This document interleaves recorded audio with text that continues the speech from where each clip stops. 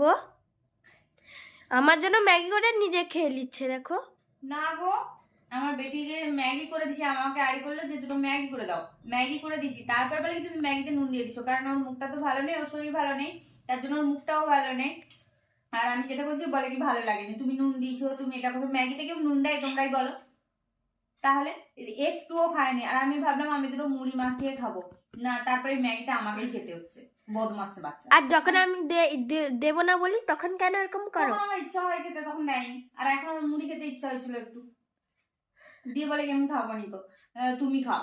তাহলে বলে এখন আমি ম্যাগিটা আমাকে খেতে হচ্ছে। ঘরে দিতে বলো বলে এখানে দিলাম। আমার যখন খুশি ইচ্ছা তখন আমি দেবো। এখন মুখটাই ভালো না, স্বাদটা নেই বলে। স্বাদ নেই বলে দেখো কেমন ভালো ভালো করে খেয়ে নিচ্ছে সব ম্যাগিটা।